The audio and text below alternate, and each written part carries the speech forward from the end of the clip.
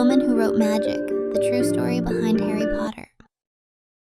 In a small town in England, there lived a little girl named Joanne. She loved stories more than anything in the world.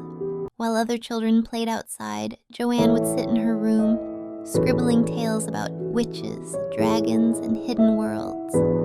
Her favorite companions were a small, scrappy notebook and an even bigger imagination. One day, when Joanne was just 6 years old, she wrote her very first story, a tale about a rabbit who had measles. She proudly showed it to her mother. Her mother smiled and said, "One day, the whole world will read your stories, Jo." Joanne carried those words in her heart like a lantern in the dark. But life wasn't a fairy tale. As she grew up, things became harder. Her beloved mother fell ill. Joanne was only a teenager, and watching her mother suffer broke something inside her. Still, she held on to stories. Writing became her escape, a place where pain couldn't reach her. She thought, setbacks could be temporary, but my passion will be permanent. Years later, Joanne went to university, studying French and the classics. She took odd jobs to support herself. One day, while waiting on a delayed train from Manchester to London, a thought struck her like lightning. A boy with glasses, a lightning-shaped scar who didn't know he was a wizard. "I didn't have a pen," she would later recall, "and I was too shy to ask someone. So I just sat and thought for 4 hours as this boy grew more and more real." Excited, Joanne rushed home and began to write about this image. But then, life hit again.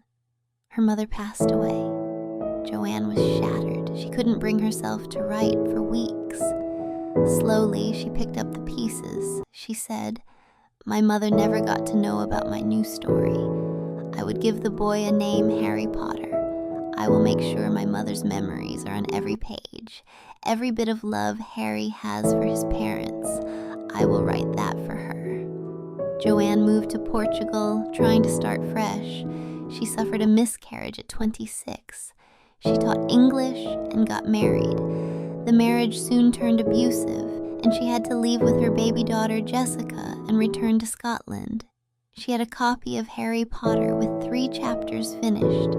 She was jobless, heartbroken, and now battling depression. She was a single mother living on welfare. She felt like she was the biggest failure she knew. Life was turning upside down.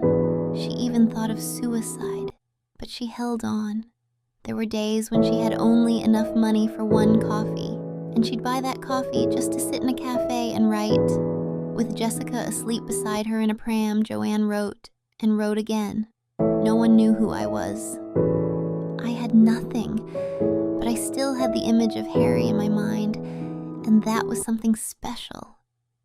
When she finished the first book and named it Harry Potter and the Philosopher's Stone, she was proud, but nervous. She sent it to 12 publishers, one after another, but all of them rejected her. Some didn't even bother to reply, but she kept going.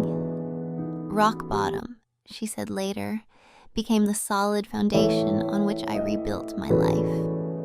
Finally, a small publisher called Bloomsbury agreed to publish the book after their CEO's 8-year-old daughter fell in love with the story. But they warned her, children's books don't sell well, don't expect too much. They advised her to use initials instead of her full name, believing a book written by a woman might not appeal to boys. That's how Joanne became J.K. Rowling, the best-selling author.